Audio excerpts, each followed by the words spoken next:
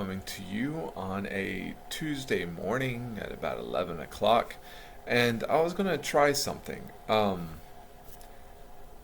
This Sunday afternoon going into Monday, I was asked by a few people if the Screwtape letter class was recorded, and I said no. And the reason why we don't record the auditorium classes is because the camera we use for the worship services is mounted to the ceiling. I'm sure you've seen it if you've been in the auditorium, but it's mounted in the ceiling uh, directly in front of the podium area, the pulpit area, the stage area up front, and that's where it is.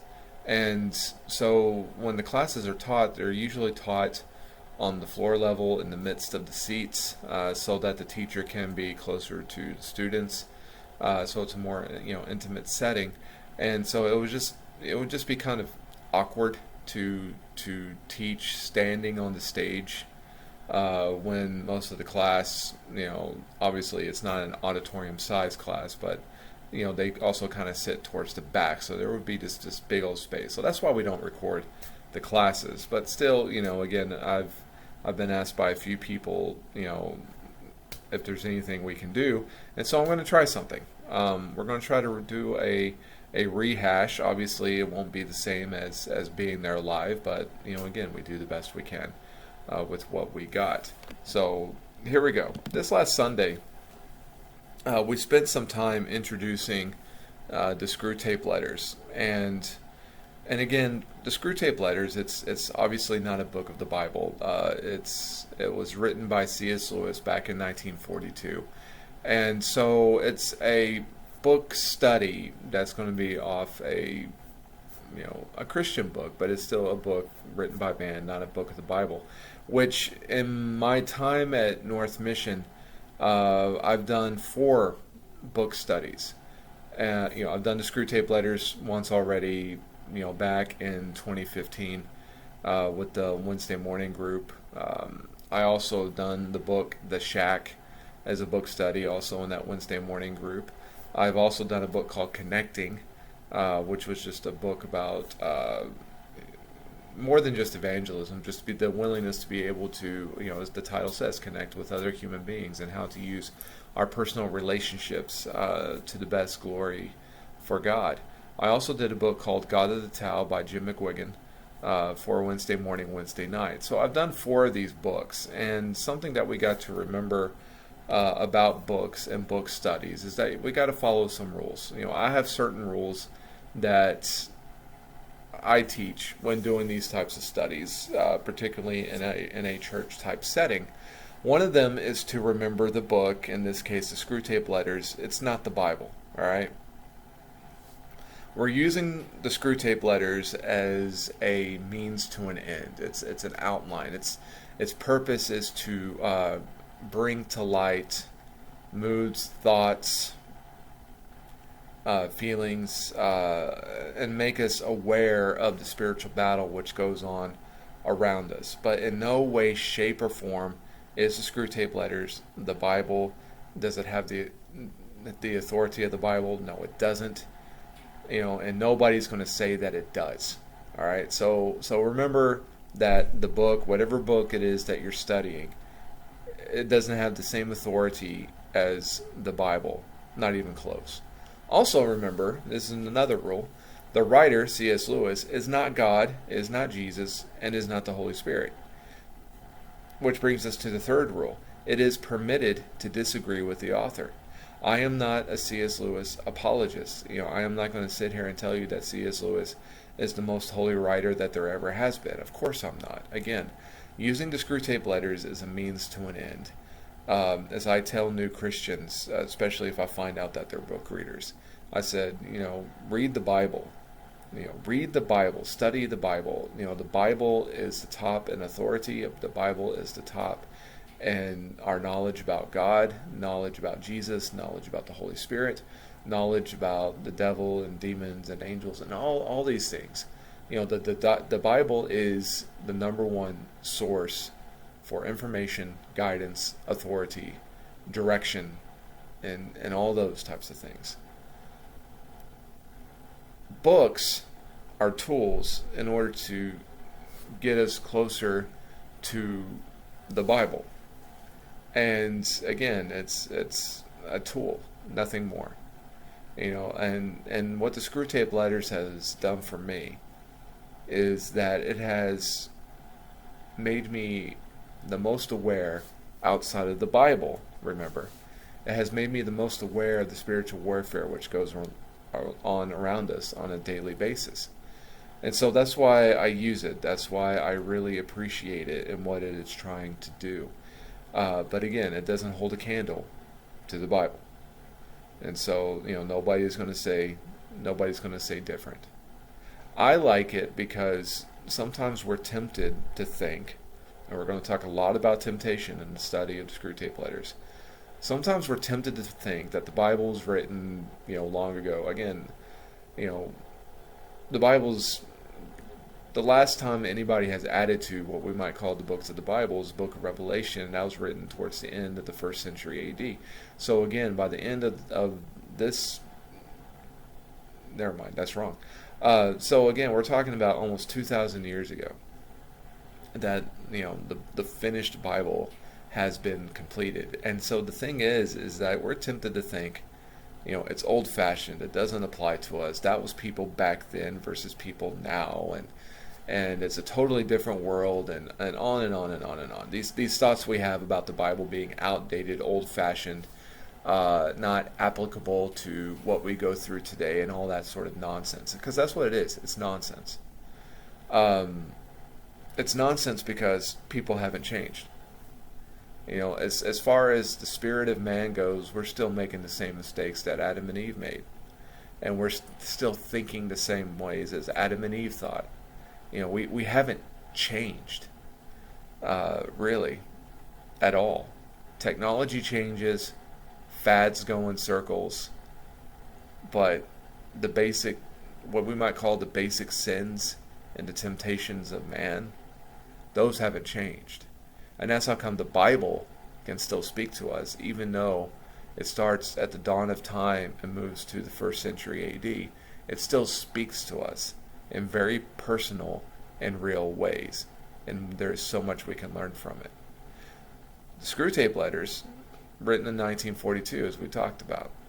And now, here we are, we're 80 years removed from that. But yet, it still speaks to us today. Why? Because again, people haven't changed. We got to get this concept out of our heads about how modern man is somehow more sophisticated than everybody who has gone on before us. We're not. We're still doing the same stuff. And we're still fighting the same temptations. We're also still giving in to the same temptations. And so this is how come the topic of sin, temptation, is ageless. Because it's the same tricks. And something that we're going to talk a lot about in the course of the Screwtape Letters is how the spiritual battle is actually a mental battle. Before we have the physical actions of sin, there is a mental battle going on. There is a heart battle going on. This is where our battle with temptation lies. And if the devil can corrupt our minds, and if the devil can corrupt our hearts, then the devil can also corrupt our behaviors. And so again, the battle for our souls begins inside of us, and our hearts and our minds and our souls. And so this is why a lot of temptation is not just about what we may or may not do with our actions, but also how we think, what we dwell on, what we allow to take up residence in our hearts and in our minds. But an interesting way in which this is done in the Screwtape Letters is that this is done, C.S. Lewis will use a lot of satire. Now I get to change into the stereotypical English teacher that we all hated in high school. But it's necessary because satire is the tool of the Screwtape Letters.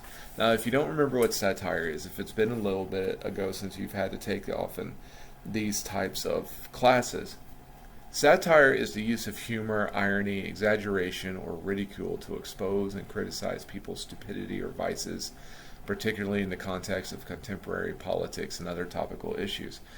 Satire is like sarcasm. It's like literary sarcasm.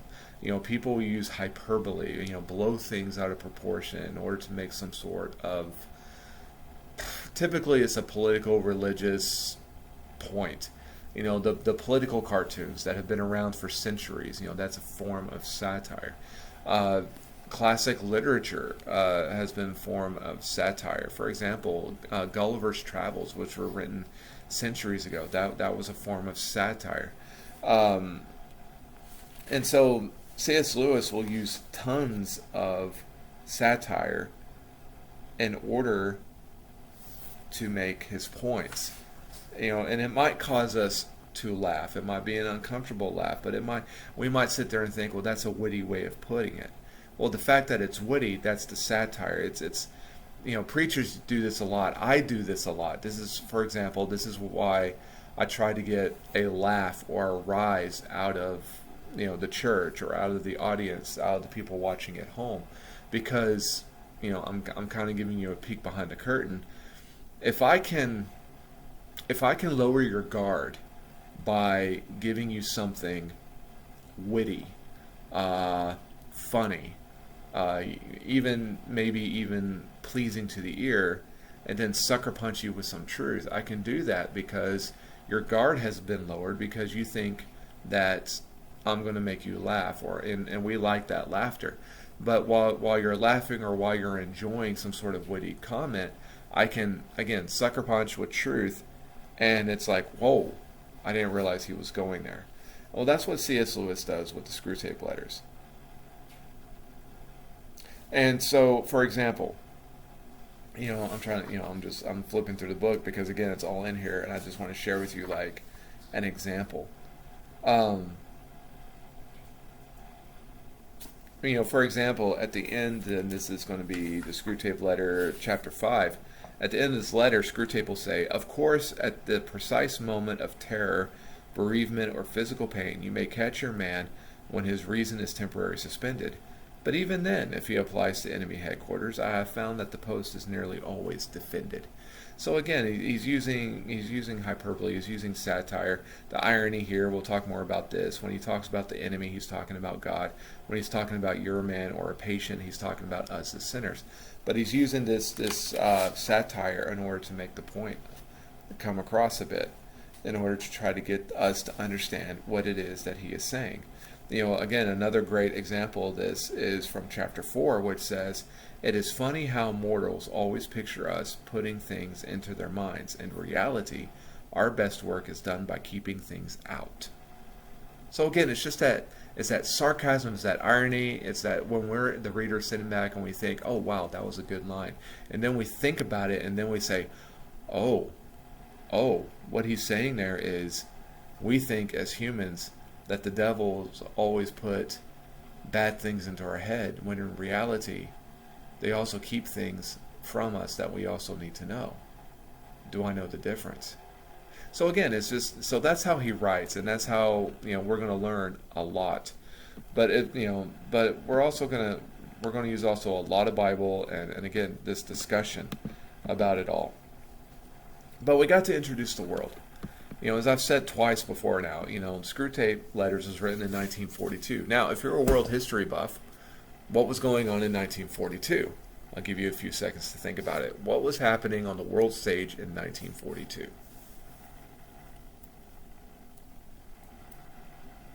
Okay, time's up. Final Jeopardy is over. In 1942, we were in the midst of World War II. Now, C.S. Lewis, another reason why people get intimidated by the Screwtape Letters is that Screwtape Letters is British lit. That's right. C.S. Lewis lived in England. Okay, we'll have to give him a pass on that. And so we get intimidated. It's an older book, 1942, and it's British literature. Oh, goodness sakes. How could you do this to me, preacher man? Why are you going to make me read this? Okay, I'm not going to make you read anything. But anyway. But we have to remember the context.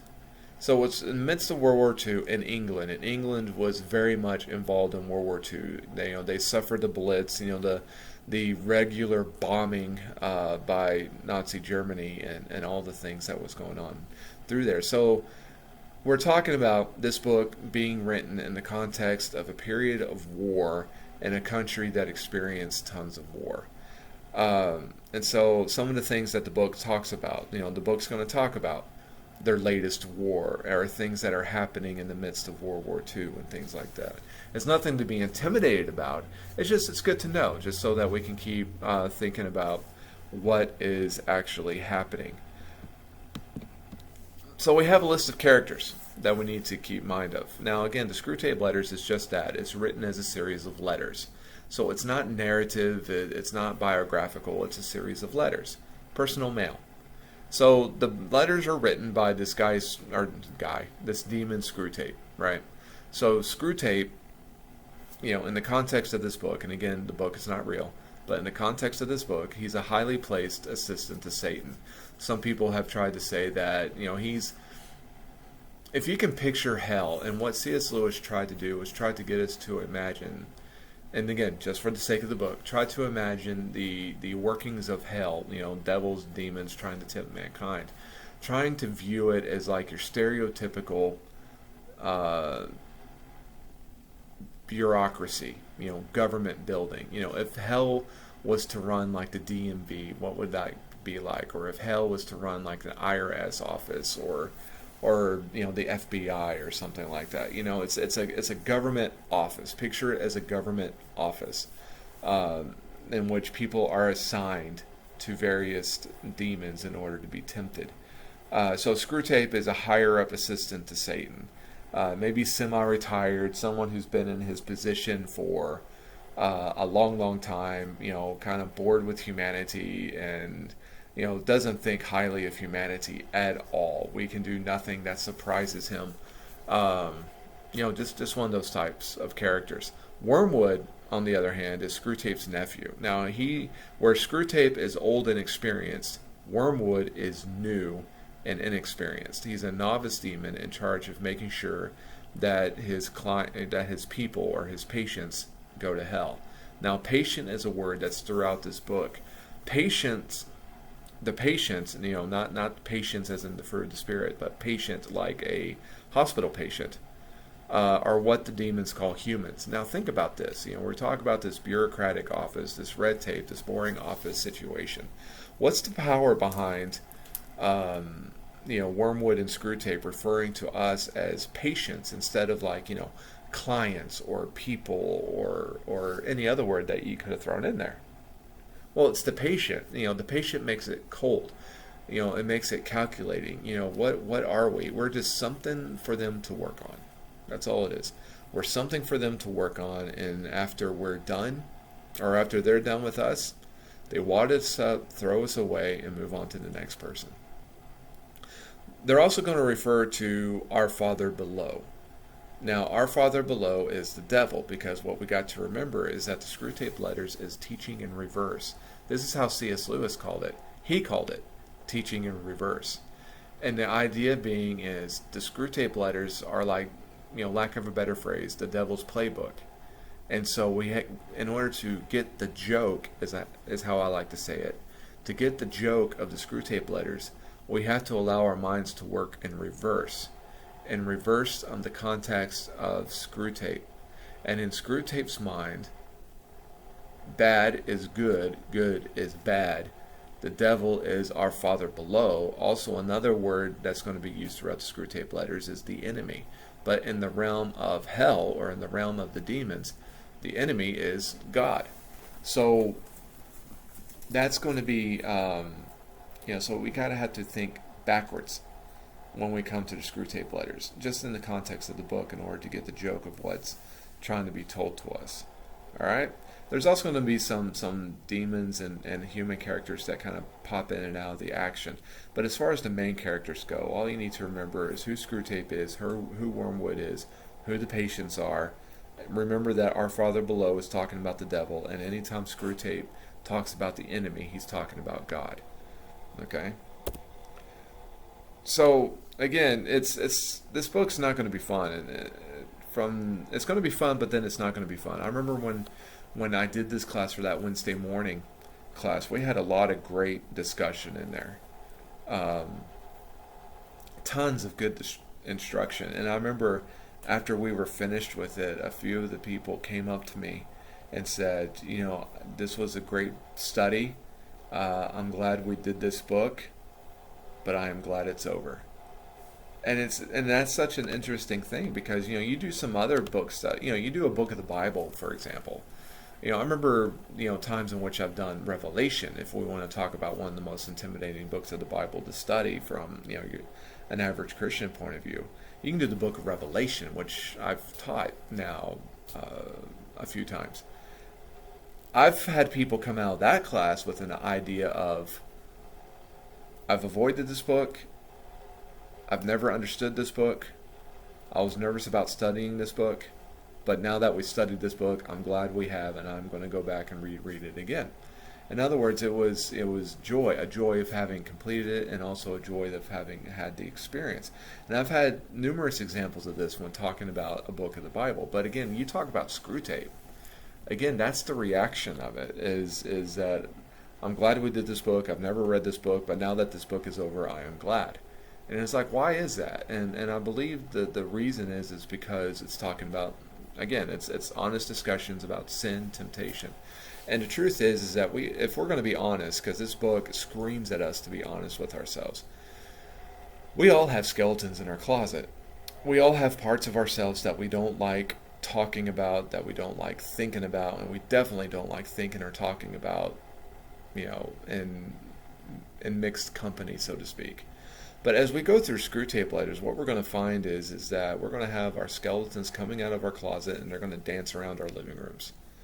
And it's, even if we don't talk about our individual personal sin, we're going to be thinking about it. I guarantee you, if you go into this book study correctly, you are going to be thinking about the sin in which you struggle with. If the sin that you struggle with does not come to your mind, you're not doing the book right.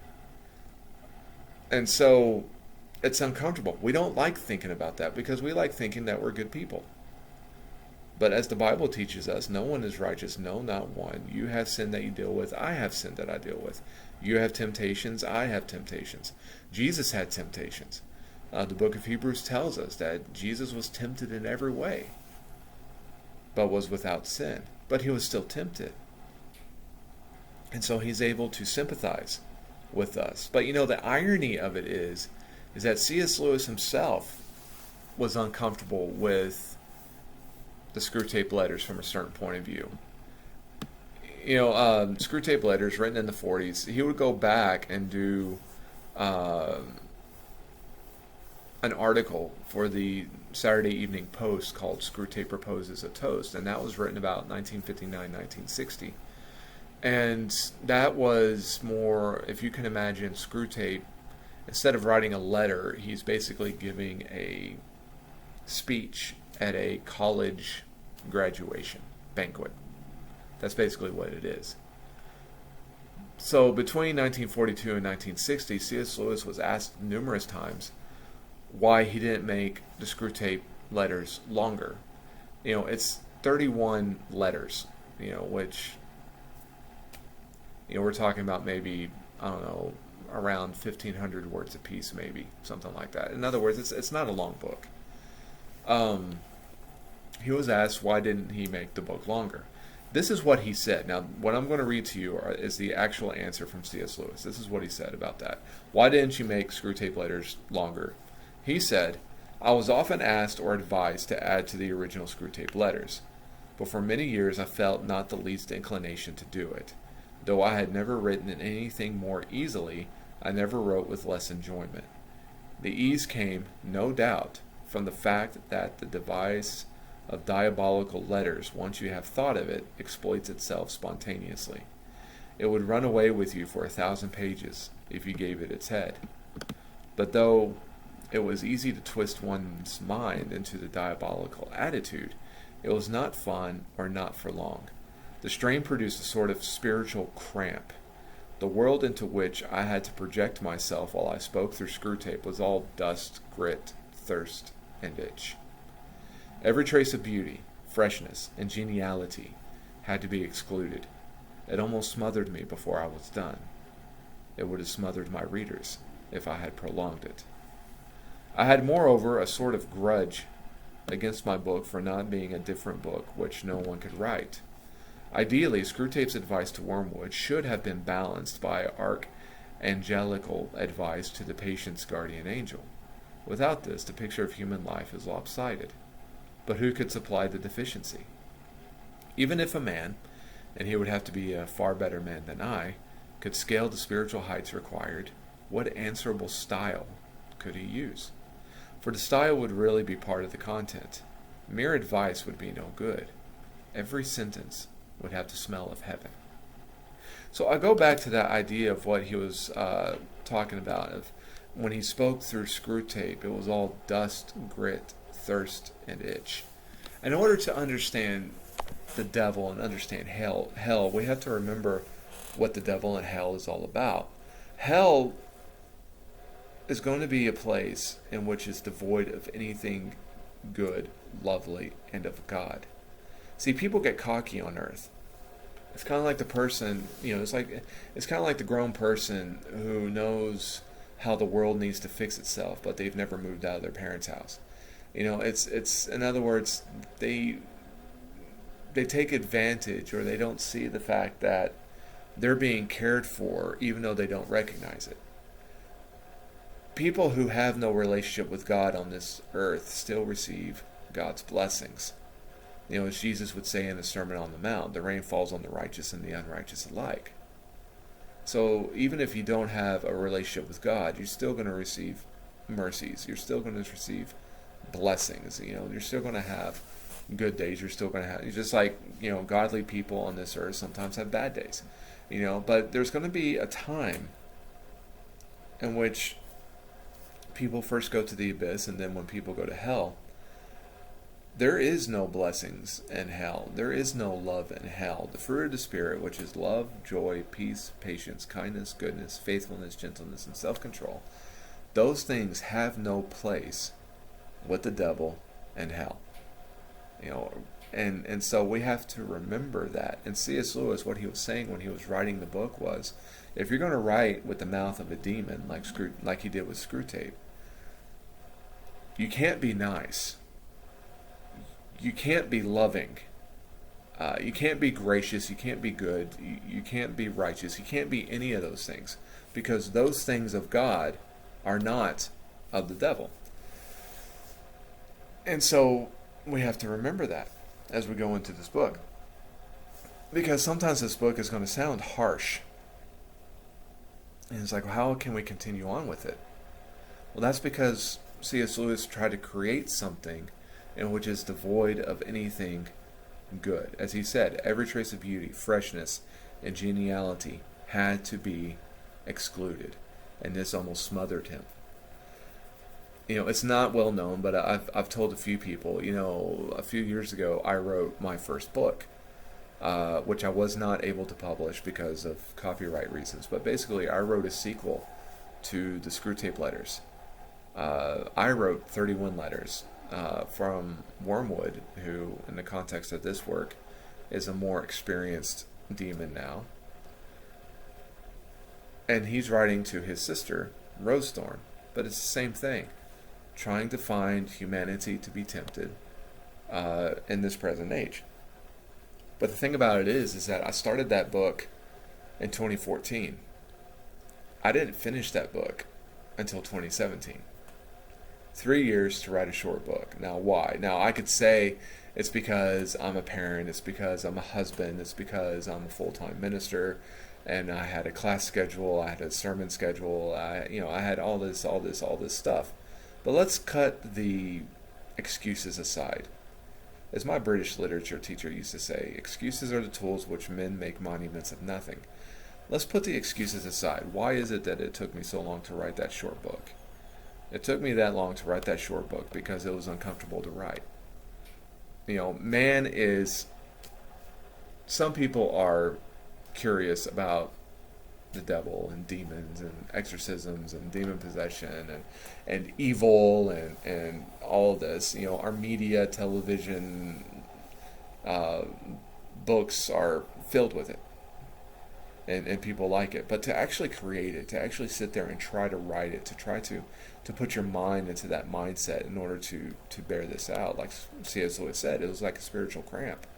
I would write a letter and then put it aside and not go back to it for, sometimes a couple of weeks, sometimes as much as a month. Because you just, you wanted to refresh yourself after doing it. And so if I haven't scared you yet, let's jump into the prologue of this book. Now the prologue opens with a couple of quotes, or the book opens with a couple of quotes. One is from Martin Luther, which says, "The best way to drive out the devil, if he will not yield to texts of Scripture, is to jeer and flout him, for he cannot bear scorn." And also, Thomas More would also say, "The devil, the proud spirit, cannot endure to be mocked." And that's the thing is, we're told in the Bible in a couple of places what you might call the chief sin of the devil is, because we got to remember that the devil didn't create sin; he's a sinner himself. Do we remember that? And so the devil also has sin in his life. This is what separates the devil from God. The devil rebelled from God, but the devil also commits sin, and his big sin, the Bible tells us, is pride. For example, if you get a chance, look at Isaiah chapter 14. Isaiah chapter 14.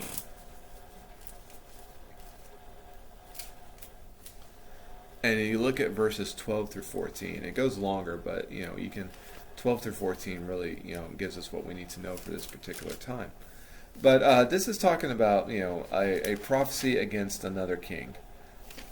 But this also gives us information of like how the devil got thrown out of heaven. Listen to what this says. And this is again Isaiah 14 verses 12 through 14. "How you are fallen from heaven, O day star, son of dawn! How you are cut down to the ground, you who laid the nations low! You said in your heart, I will ascend to heaven, above the stars of God. I will set my throne on high. I will sit on the mount of assembly in the far reaches of the north. I will ascend above the heights of the clouds. I will make myself like the Most High." And then after this, it talks about how he was brought down. But so that's one. So put that into your mental calculator, and also throw in 1 Timothy chapter 3 verse 6. Now 1 Timothy chapter 3, the first part of 1 Timothy 3 from 1 through 7 talks about Paul telling Timothy about the qualifications of elders. But in the midst of this, we get verse 6, which says this. He says, "He must not be a recent convert." Now the he we're talking about is an elder. So you don't want your elder to be a recent convert. Okay, why? "Or he may become puffed up with conceit and fall into the condemnation of the devil." And so again, what was the devil's problem? The devil's problem was pride. He wanted to be like God. In fact, he wanted to surpass God.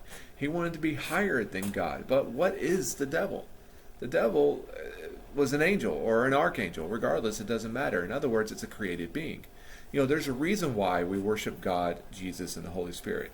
God, Jesus, and the Holy Spirit are not created beings. Nobody created them. They are eternal.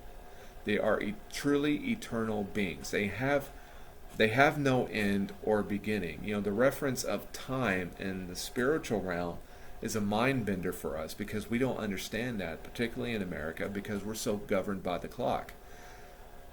God, Jesus, and the Holy Spirit never been governed by the clock. They were never created. They had no beginning. They're not going to have an end. They always are. That's how come you can always speak about God in the present tense. I am is the name that he told Moses. Jesus, when he linked himself to God in the Gospel of John, would say, "Before Abraham was, I am." So it's always the constant present tense. Contrariwise, the devil was a created being. He wasn't created to be evil. He chose that on his own. But he was a created being who decided to himself, yeah, I'm an angel, and now I'm going to strive to be better than God. Now, an interesting thing about this is like we see this behavior in humans, but the interesting thing is like no human has seen God, right? So we can be cocky in our ignorance. Since we've never stood in God's throne room in a very physical sense and beheld the very personage of God, we can be cocky. When the Bible talks about how every tongue will confess and every knee shall bow, I believe this is talking about a natural reflex. In other words, when we stand before God, we won't be able to help but bowing and professing God is God. We won't be able to help it. But the thing about it is like the angels and the archangels, they've seen God. They've been in God's presence. They've been in God's throne room. We get this out of the book of Isaiah, where Isaiah has this prophecy of God's throne room. And there's seraphim flying all around with the 6 wings and whatnot. The angels have seen God. The devil had seen God and still decided, yeah, I can take him down. How prideful do you have to be for that? And so that is the pride of Satan. And that's also what kept him away from God. Another good example is the opening of the book of Job. Job's chapter 1 and 2.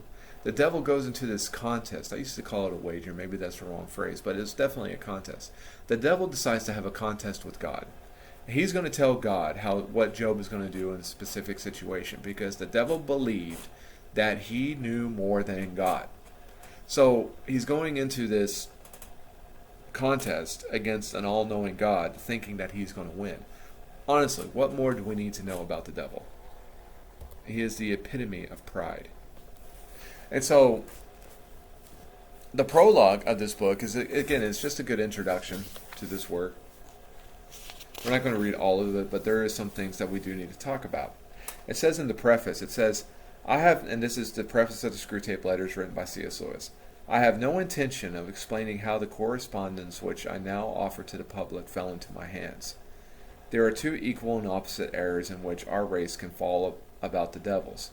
One is to disbelieve in their existence, the other is to believe and to feel an excessive and unhealthy interest in them. They themselves are equally pleased by both errors, and hail a materialist or a magician with the same delight. The sort of script which is used in this book can be very easily obtained by anyone who has once learned the knack. The ill-disposed or excitable people who might make a bad use of it shall not learn it from me. Readers are advised to remember that the devil is a liar. Not everything that Screwtape says should be assumed to be true, even from his own angle. And so that's all we need to really read about in the prologue. So there's some things we need to talk about here. First of all, we need to talk about this idea of how Lewis said there are 2 equal and opposite errors into which our race can fall about the devils. One is to disbelieve in their existence, the other is to believe and to feel an excessive and a healthy interest in them. Again, as we talked about earlier, the battle against temptation is a mental warfare. It's a battle of the mind, it's a battle of the heart, and also the battle of the spirit.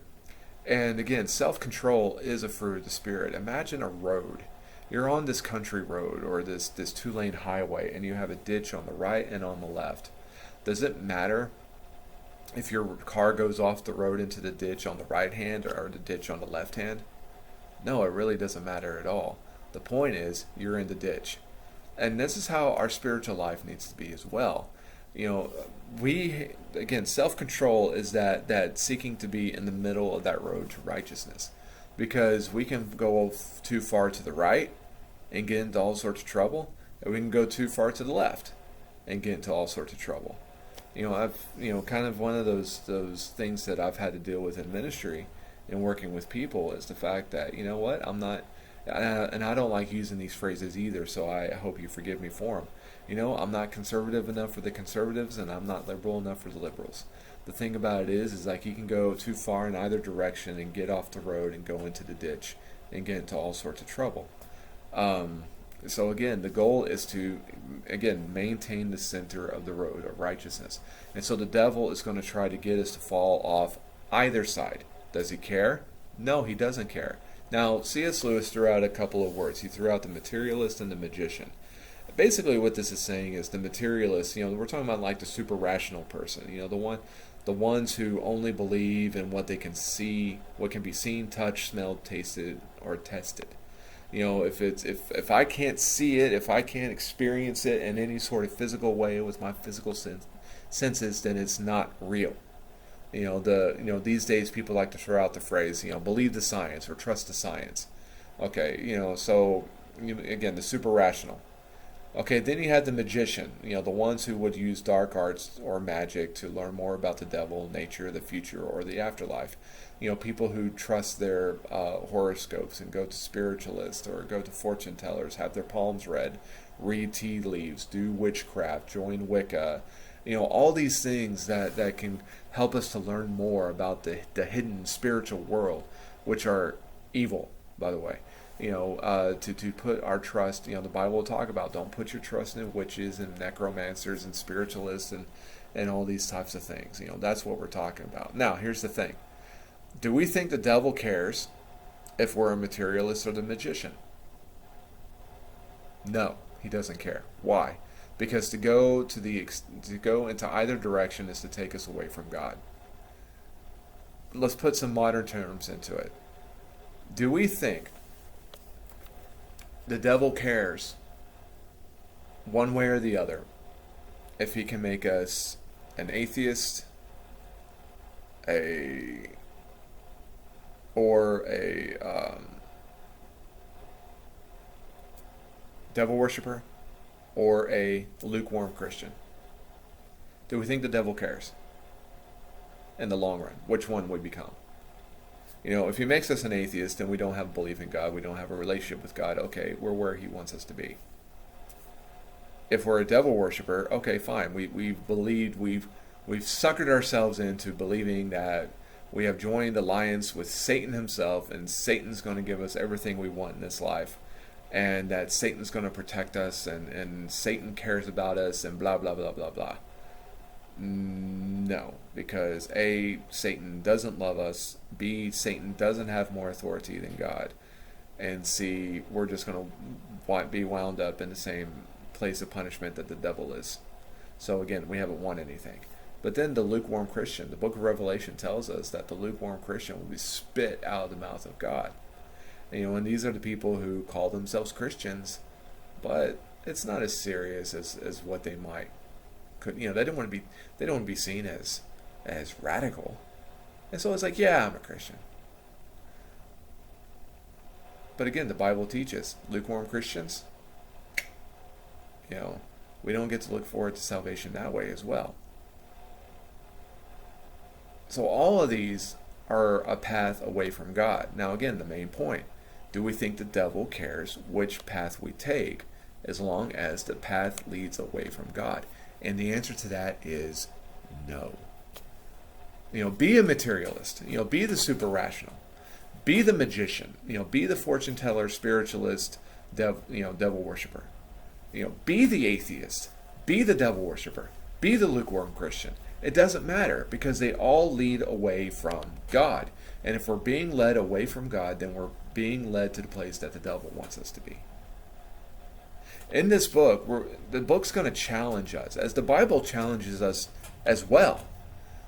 But the book is going to challenge us to see everything in this life that we interact with is either going to lead us closer to God or take us farther away from God. And do we have the understanding to know which is which?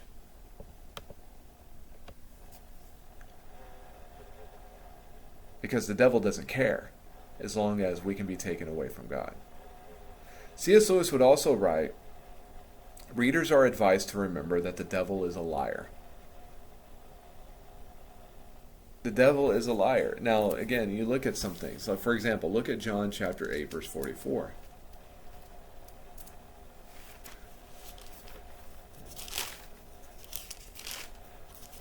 In John chapter 8, verse 44, Jesus is having this discussion with the Jews. And surprise, surprise, the Jews don't believe that Jesus is the Son of God. And so Jesus says this in verse 44. He says, "You are of your father the devil, and your will is to do your father's desire. He was a murderer from the beginning."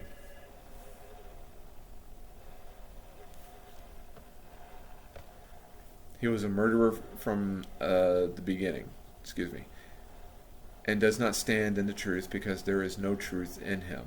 When he lies, he speaks out of his own character, for he is a liar and the father of lies. So a couple of things here. First of all, the Bible says that the devil is a murderer and has been from the beginning. It's like, whoa, wait a minute. Okay, liar I get, and we'll talk about that in a minute, but a murderer? Yeah. I mean, you can go back to the sin of Adam and Eve. What did God say? If you eat of this fruit, you will die. And so when the devil tempted them to eat the fruit, and what happened? Death came into creation. But also, we're told in the book of Romans that the wages of sin is death. That's what it is. The wages of sin is death. Now, death is the ultimate end of all sin. But before we get to death, we're going to go through shame. And then also what we need to understand is that sin wants to lead us to madness, and then madness will lead to death. A good example of this is Jesus healing the man with a legion of demons. This guy was someone who was out of control. They tried to, the people of his village tried to chain him up, kept breaking chains, running around naked in the wilderness, and would just run away from people into the wilderness. He was a person who was not in his right mind. The demons get cast out of the man, and Jesus puts them into a herd of pigs. But look at what the pigs did immediately after. They ran straight into the Sea of Galilee, drowned, and died. That was what they were wanting to do with the man. They were causing the man harm. And if the man would have been allowed to stay with the demons, it would have led to his death. This is what all sin does to us. All sin has a downward spiral. It doesn't matter what it is. All sin downward spirals. And it's going to take us to a place of shame. It's going to take a place of madness. It's going to take us to a place of death. And we need to remember that when it comes to our sin. It's not something that we're just able to just enjoy innocently with no strings attached or any penalties. Oh, there are very real penalties, not just with our relationship with God, but also in terms of our own well-being. Also, you look at 1 Corinthians chapter 4, verse 4, and it says this. It says, "For I am not aware of anything against myself, but I am not thereby acquitted. It is the Lord who judges me." And that was a typo. I did it again. Goodness sakes. 2 Corinthians chapter 4, verse 4 is what I'm looking for. It says, "In their case, the God of this world has blinded the minds of the unbelievers to keep them from seeing the light of the gospel of the glory of Christ, who is the image of God." In other words, the God of this world, which is another one of the Bible phrases which identifies Satan. Satan is the God of this world. Okay, but what has the God of this world done? The God of this world has blinded the minds of the unbelievers to keep them from seeing the light of the gospel of the glory of Christ. In other words, what has he done? Devil has put a blindfold over unbelievers' eyes so that they cannot see God. And there he's going to try to lie to them in order to try to see that God is not necessary, that there is no need for the glory of Christ, who is the image of God. You don't need him. You don't see him. You don't have anything to do with him. We're going to be blinded by this world. We're going to be blinded by noise. We're going to be blinded by entertainment. We're going to be blinded by fun. We're going to be blinded by release, which is what basically sin is. Sin is like a drug to humanity. We find the drug of our choice. We want to get a fix, and then we're good until we need that next fix. And we spend the rest of our lives chasing that fix. It's all built upon lies. It's built upon the purpose of pulling us away from God. This is what the devil tries to do to us. So, I was hoping that maybe I'd be able to do this quicker than I did in the auditorium, but I didn't. In fact, I did it longer, but I hope you forgive me for that. But that's because also we had to introduce the book and do the preliminaries of what the Screwtape Letters was going to be.